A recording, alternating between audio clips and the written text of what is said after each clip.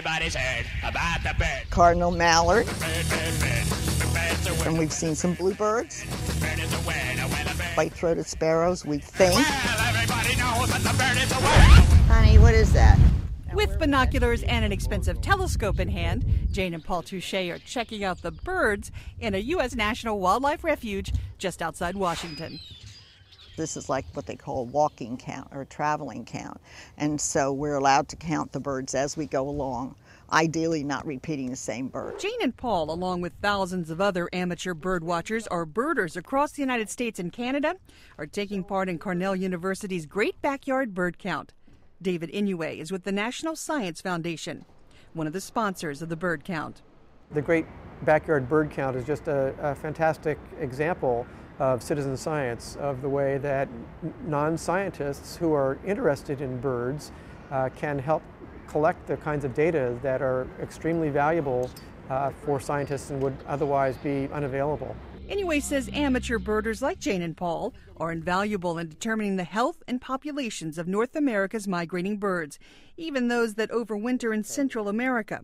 He says the data they provide can also help determine if something is happening in the environment, like climate change, that may be affecting the birds' behavior. We can get a tremendous amount of information. Some of it relates to just the distribution of bird species, where they occur now, and because this study's been going on long enough, we get information about where are they moving to if they're changing their ranges in response to a changing climate. We can also get a tremendous amount of information about the abundance of bird species and have been able to document, unfortunately, the decline of a number of bird species that are becoming less common. So on a particularly warm winter day, Jane and Paul Touche are walking a path in Occoquan National Wildlife Refuge and keeping track of all the birds they see. So how do we count those? There are so many of them. Well, get an approximation. Okay, let's do that. With hundreds of species of birds in North America, the Touches have help with high-powered lenses and a field book on birds. Could you tell if his eye was yellow? Does that look like what you saw? Bird watching is a popular hobby across the U.S. and Canada.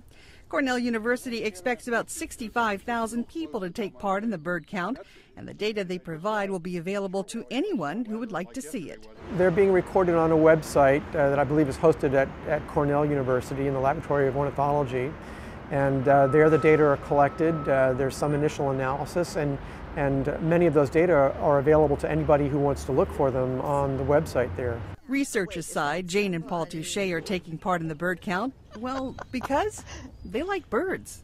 And of course we like eagles. We follow eagles a lot on these webcams. Yeah. And also there's a little hummingbird in a webcam out in California. This little hummingbird, and she has what, how many different little nests? 5 or 6 a year. Families, yeah. Participants in the backyard bird count have reported sightings of more than 11 million birds throughout the United States and Canada and about 600 different species. I'm VOA's Rebecca Ward for Going Green.